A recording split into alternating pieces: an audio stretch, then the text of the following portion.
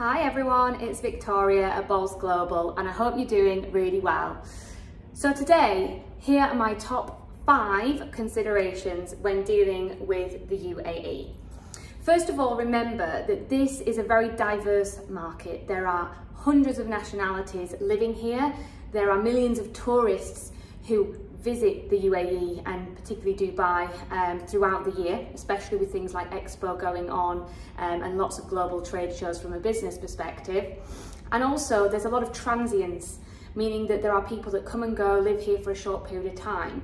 So in that sense, it could be a great place to showcase your brand from a global perspective and get it spotted for opportunities around the world.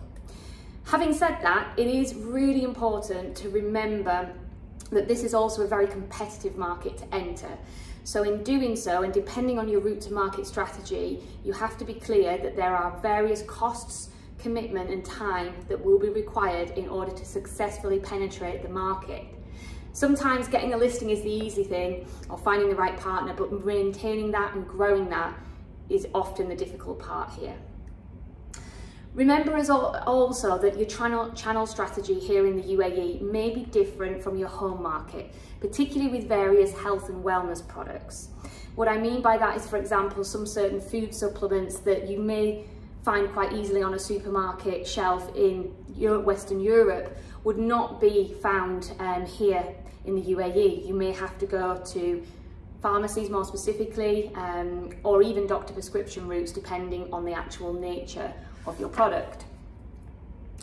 Another consideration, which would be number 4 from my point of view, is understanding your route to market. This is really important before you get started in entering the market, and thinking about this ahead of time will save you potentially a lot of margin, a lot of time, and making sure that you are entering the market in the right way that's appropriate for your business and capabilities, but equally in a way that the market will respond here positively.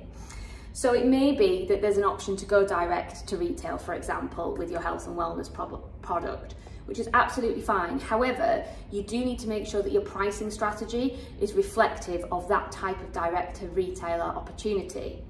Should you wish to work with a local partner, an agent or distributor here on the ground, then equally, should that be at a later stage or from the beginning, you need to make sure that your margins work to have that extra intermediary supporting you and helping you bring the product into this market.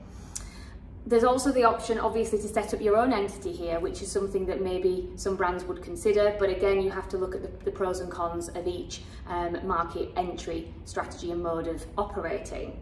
Do remember as well, though, that here, as I mentioned, with lots of competition and from a pricing perspective, you may need to be more competitive on your pricing offer than you would expect. There are a lot of I guess, preconceptions that this part of the world has plenty of disposable income, and whilst it may be a tax-free country and to some extent there are some truth in that, there's equally this part of the world is changing very much, and people are looking for better value products, discounts, etc. as well. So be aware of that and mindful when deciding on your actual pricing that you're going to offer to the market.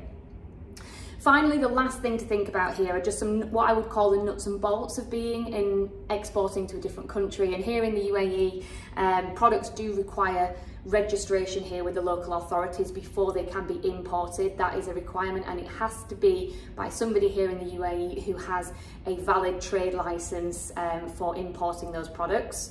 So they cannot just come in very easily. Equally, shelf life is always an issue, and trying to put short shelf life stock here will not work.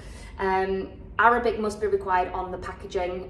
Production and expiry dates need to go on products as well for retail sale, which is often different from other markets, plus the country of origin, which a lot of people don't realise as well.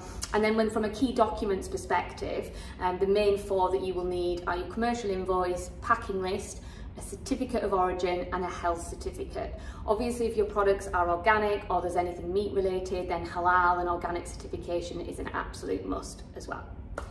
So I hope that was helpful, some top tips on entering this fantastic market. There are lots of opportunities here in the UAE and in the wider Gulf and Middle Eastern regions.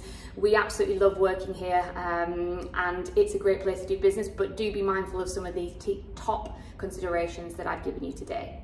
Thanks for listening and take care.